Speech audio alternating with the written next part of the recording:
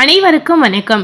இன்னைக்கான ஜோதிட பதிவுல நாம என்ன தகவலை பார்க்க போறேன்னு பாத்தீங்கன்னா, மார்ச் மாதம் 18ஆம் தேதி பங்குனி 4ஆம் நாள் அமாவாசையானது வருதுங்க. இந்த அமாவாசைக்கு பிறகு ஒவ்வொரு ராசி நேயர்களுக்கும் ஏற்படக்கூடிய அற்புதமான மாற்றங்கள் என்ன அப்படிங்கிறத நாம பார்க்கலாம். அது போலவே இந்த அமாவாசை, அதாவது பங்குனி அமாவாசை நாளில் செல்வ வளம் பெருகுவதற்கு என்ன மாதிரியான பரிகாரங்களை செய்யலாம், இந்த பரிகாரத்தை செய்தால் நமக்கு என்ன மாதிரி செல்வ வளம் பெருகும் அப்படிங்கிறதையும் நாம பார்க்கலாம். மேலும் இதனை தொடர்ந்து ரிஷப ராசி நேயர்களுக்கு இந்த அமாவாசைக்கு பிறகு கிடைக்கக்கூடிய மாற்றங்கள் என்ன அப்படிங்கிறதையும் நாம பார்க்கலாம். முதல்ல இந்த பங்குனி அமாவாசை நாளில் செய்யக்கூடிய பரிகாரங்களுக்கு என்ன மாதிரி பொருட்கள் தேவை, என்ன மாதிரி முறையில இந்த பரிகாரங்களை நாம செய்யலாம் அப்படிங்கிறத முதல்ல பார்க்கலாம். பொதுவாகவே அமாவாசை அப்படின்னு சொல்லும் போது இந்த நாள் முன்னோர் வழிபாட்டிற்கு ஏற்ற நாள், உகந்த நாள் அப்படின்னு சொல்லலாங்க. இந்த அமாவாசை, பௌர்ணமி போன்ற தினங்கள் மிகவும் விசேஷமான தினங்கள் அப்படின்னு சொல்லப்படுது. இந்த மாதிரி அமாவாசை தினங்களில் நாம செய்யக்கூடிய எந்த ஒரு வழிபாடாக இருந்தாலும் சரி, எந்த பரிகாரமாக இருந்தாலும் சரி, அதற்கு அதிக அளவில் பலன் கிடைக்கும் அப்படின்னே சொல்லப்படுது. அப்படிப்பட்ட பிரபஞ்சத்தோட பேராற்றல் நிறைந்த இந்த நாட்களில் பல விஷயங்களுக்காக பலவிதமான பரிகாரங்கள் செய்தாலும் அதில் மிகவும் குறிப்பிடத்தக்க ஒரு பரிகாரமாக திகழ்வது இந்த செல்வ வள பரிகாரம் அப்படின்னு சொல்லலாம். இந்த செல்வ வளம் அதிகரிப்பதற்காக சிறந்த பரிகாரமாக இந்த பரிகாரத்தை நம்ம சொல்லலாங்க. செல்வ வளம் பெருகுவதற்கு இந்த பங்குனி அமாவாசை நாளில் செய்யக்கூடிய பரிகாரத்தை வாங்க நம்ம பார்க்கலாம். செல்வ வளம் பெருக வேண்டும் என்று நினைக்கக்கூடிய நபர்கள் அதற்கு கண்டிப்பான முறையில், அதாவது மகாலட்சுமி தாயாரின் அருள் ரொம்ப ரொம்ப முக்கியம். மகாலட்சுமி தாயார் என்பது சந்திர பகவானின் சகோதரியாக கருதப்படுகிறார். இதனால பாத்தீங்கன்னா சந்திர பகவானுக்குரிய நாட்களில் நாம மகாலட்சுமி தாயாரை வழிபாடு செய்வது ரொம்ப ரொம்ப முக்கியம். இதனாலதான் பாத்தீங்கன்னா பல ஆலயங்களில் அமாவாசை, பௌர்ணமி இந்த மாதிரி நாட்களில் மகாலட்சுமிக்கு சிறப்பு வழிபாடு செய்யறாங்க.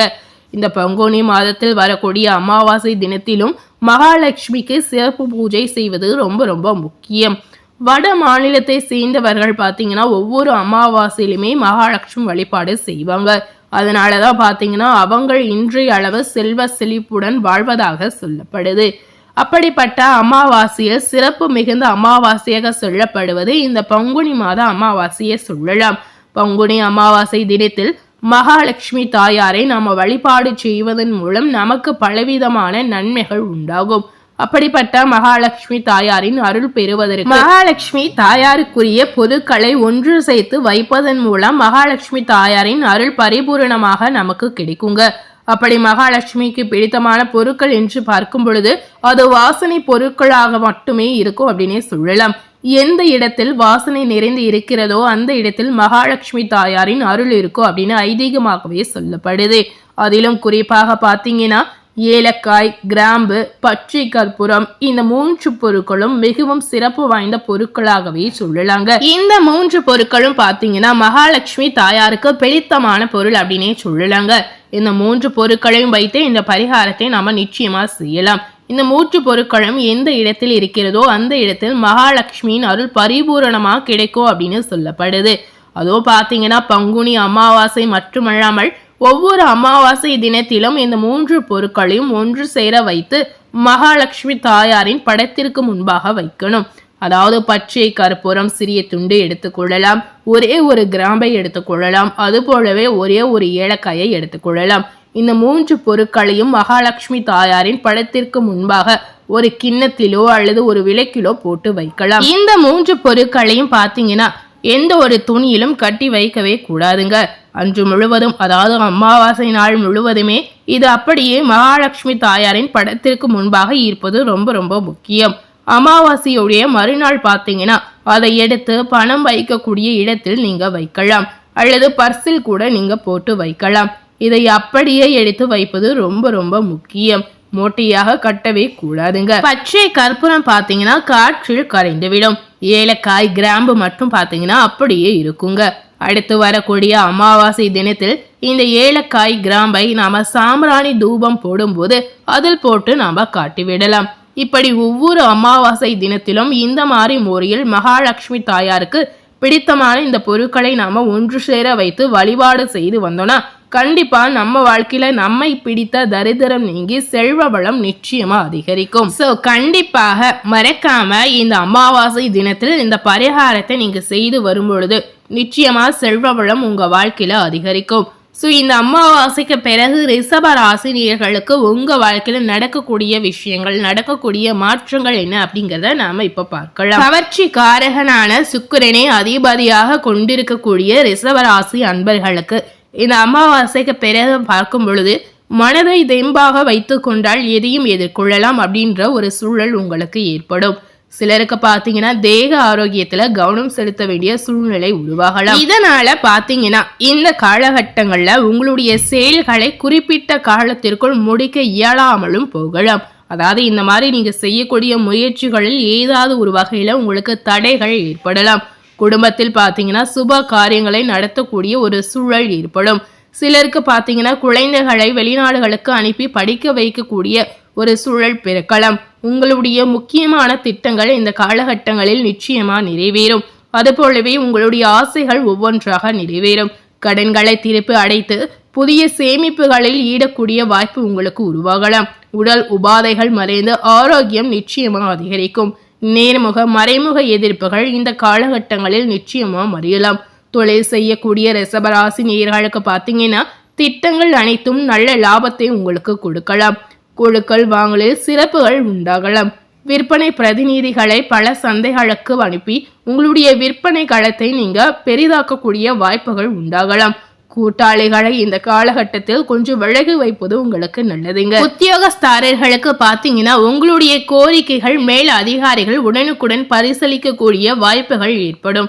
அலுவலகத்தில் அனுகூலமான சூழலை நீங்க பார்க்கலாம். சக ஊழியர்களுடைய நட்பு பாராட்டக்கூடிய வகையில நிச்சயமா இருக்கலாம். இடையூறுகளை ஒரு பொருட்டாகவே நீங்க கருதவே கூடாதுங்க. பணவரவில் சிறு தடைகள் ஏற்பட்டாலும் உழைப்புக்கேற்ற ஊதியத்தை பெறுவதில் எந்த குறையும் நிச்சயமா ஏற்படாது. விரும்பிய இடமாற்றங்களை பெறக்கூடிய வாய்ப்புகள் உண்டாகலாம். உங்களுடைய வேலை திறன் நிச்சயமா இந்த காலகட்டங்களில் அதிகரிக்கும். அரசியல் துறையில இருக்கக்கூடிய ரிஷப ராசினியர்களுக்கு பொறுத்தவரை பார்க்கும் பொழுது தொண்டர்களின் ஆதரவுடன் நிறைய செயல்களை செய்யக்கூடிய வாய்ப்புகள் உங்களுக்கு ஏற்படும். எதிரிகளால் கஷ்டங்கள் உண்டாகாது என்றாலும் அவர்கள் மீது ஒரு கண் வைத்திருப்பது உங்களுக்கு முக்கியம். கட்சி தலைமையிடம் நல்ல பெயரை காப்பாற்றிக் கொள்வது ரொம்ப ரொம்ப அவசியம். சச்சரவுகளில் சம்பந்தப்பட்டு மாற்றிக்கொள்ளக்கூடிய சூழல் ஏற்படுவதனால இந்த மாதிரி விஷயங்களில் நீங்க கவனமாக இருப்பது ரொம்ப ரொம்ப அவசியம். கலைத்துறையில இருக்கக்கூடிய ரிஷபராசி அன்பர்களுக்கு பாத்தீங்கன்னா கடினமாக உழைத்தால் மட்டுமே உங்களுக்கு நல்ல லாபம், நல்ல பலன் கிடைக்குங்க. அதாவது உங்களுடைய உழைப்புக்கேற்ற ஊதியம் இந்த காலகட்டங்களில் உங்களுக்கு வெற்றியாக கிடைக்கலாம். மற்றபடி பார்க்கும் பொழுது உங்களுடைய வேலைகளை குறிப்பிட்ட காலத்திற்குள் முடித்து விடக்கூடிய வாய்ப்பும் இருக்கு அப்படின்னு சொல்லலாம். உங்களுடைய திறமைகளை மக்கள் ஏற்றுக்கொள்ளக்கூடிய வாய்ப்பும் இருக்கிறது. அதே சமயம் உங்களுடைய வெளிவட்டார பழக்க வழக்கங்களில் மிகவும் கவனமாக இருப்பது ரொம்ப ரொம்ப அவசியம். சக கலைஞர்களை அனுசரித்து நடந்து கொள்வது முக்கியம். ரிஷபராசியில இருக்கக்கூடிய பெண்மணிகளுக்கு பார்க்கும் பொழுது இந்த அமாவாசைக்கு பிறகு நன்கு யோசித்த பிறகே பிறருடைய வார்த்தைகளை நீங்க நம்புவீங்க அப்படின்னு சொல்லலாம். கணவரிடம் குடும்பத்தாரிடம் விட்டு கொடுத்து நடந்து கொள்வது ரொம்ப ரொம்ப அவசியம். இல்லத்தில் பாத்தீங்கன்னா திருமணம் போன்ற சுப நிகழ்ச்சிகள் நிச்சயமா நடக்கலாம். மாணவ மணிகளுக்கு கடினமாக உழைத்து படிப்பதன் மூலம் நல்ல மதிப்பெண் கிடைக்கலாம். சிலருக்கு பாத்தீங்கன்னா வெளியூர் சென்று கல்வி படிக்கக்கூடிய வாய்ப்புகள் கிடைக்கலாம். மனக்குழப்பங்களில் இருந்து மாணவர்கள் இந்த காலகட்டங்களில் நிச்சயமா விடுபடலாம். தீய நண்பர்களுடனான நட்பை துண்டிக்கக்கூடிய வாய்ப்புகள் இருக்கிறது. உள்ளரங்கு விளையாட்டுகளில் ஈடுபட்டு சாதனை செய்யக்கூடிய வாய்ப்பும் மாணவர்களுக்கு நிச்சயமாக இருக்கிறது.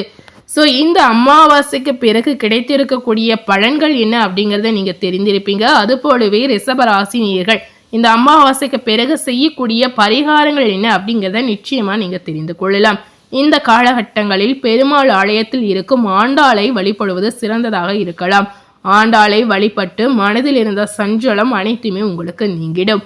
தொழிலில் பாத்தீங்கன்னா இதன் மூலம் நல்ல மாற்றங்கள் ஏற்படலாம். இன்னைக்கு நம்ம சேனல்ல ரிஷபராசினியர்களுக்கு அமாவாசைக்கு பிறகு கிடைத்திருக்கக்கூடிய மாற்றங்கள் என்ன அப்படிங்கறத இந்த வீடியோ மூலம் நாம தெரிந்திருப்போம். அது போலவே செல்வ வளம் பெருகுவதற்கு ரிஷபராசினியர்கள் இந்த பங்குனி அமாவாசை நாளில் என்ன மாதிரி பரிகாரங்களை செய்யலாம் அப்படின்ற தகவலையும் நீங்க தெரிந்திருப்பீங்க. ஸோ இந்த வீடியோவை நீங்க பார்த்து பயனடைந்தது போல உங்க ஃப்ரெண்ட்ஸ் அண்ட் ஃபேமிலி பார்த்து பயனடையணும்னு நினைச்சீங்கன்னா இந்த வீடியோவை உங்க ஃப்ரெண்ட்ஸ் அண்ட் ஃபேமிலிக்கு லைக் பண்ணி ஷேர் பண்ணுங்க.